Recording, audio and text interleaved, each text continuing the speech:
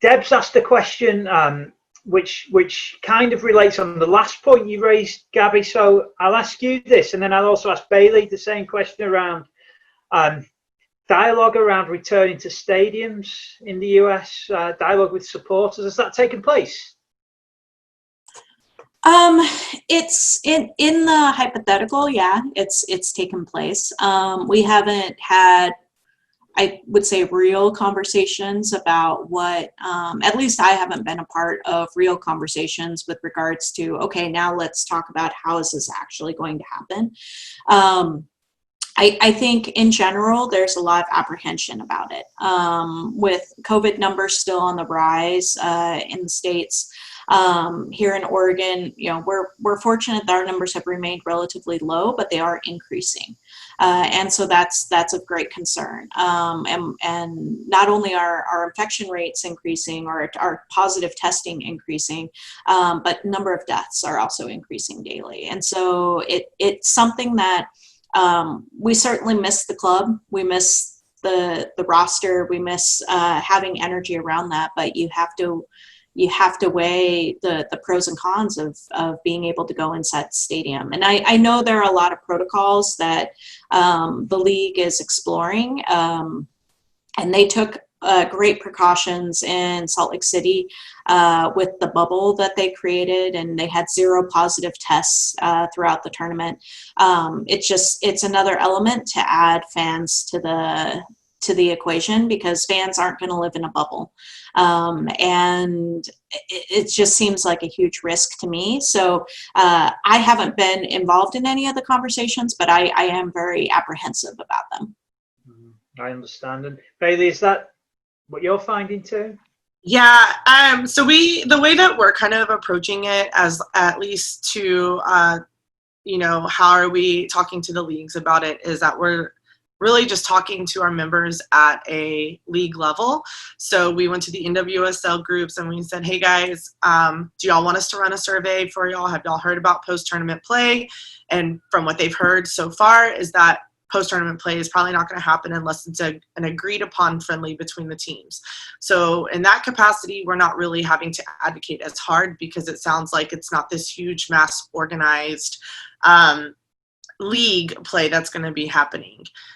For USL, there is a lot, and just so we know, NPSL has been canceled for the year, so we are not advocating at the league level for that, just because there's no play.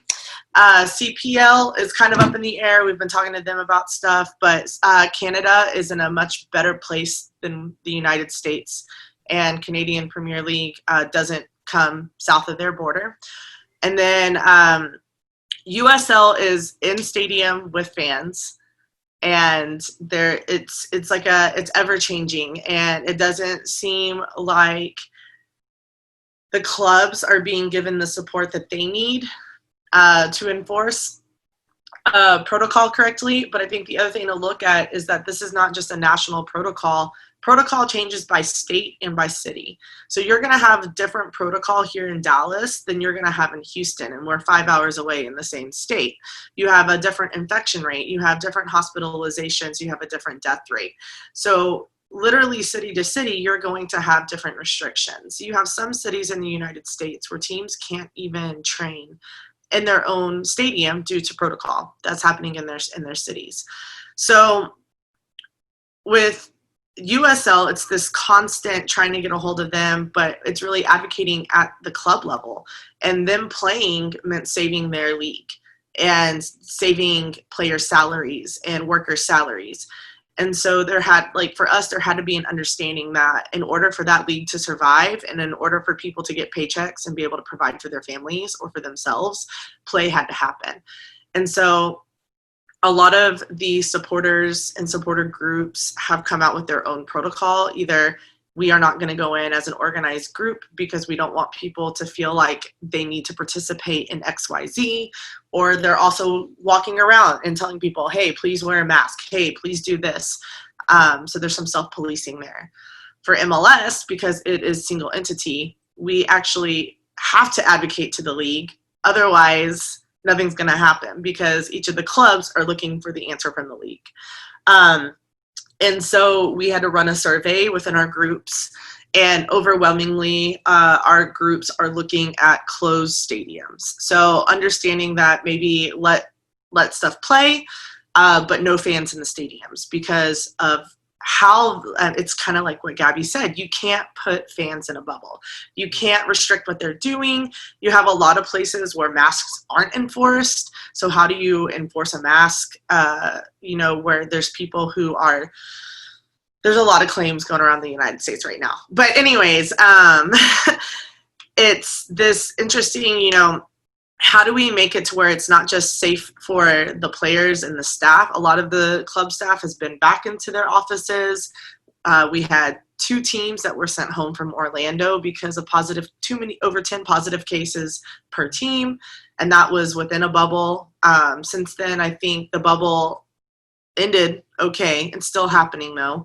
But it's how do you make sure that the players are safe, because we don't know what's going to happen to the players if they get infected later on with respiratory issues. What happens to their families if they're around it?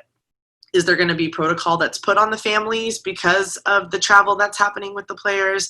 How is the staff going to be protected?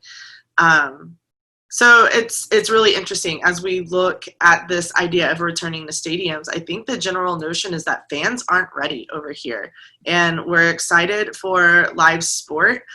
And we understand that there are a lot of people who want this idea of normalcy back. But we also have to address it's not even like an elephant in the room. It is. You have to like read the room and see that it's just not safe.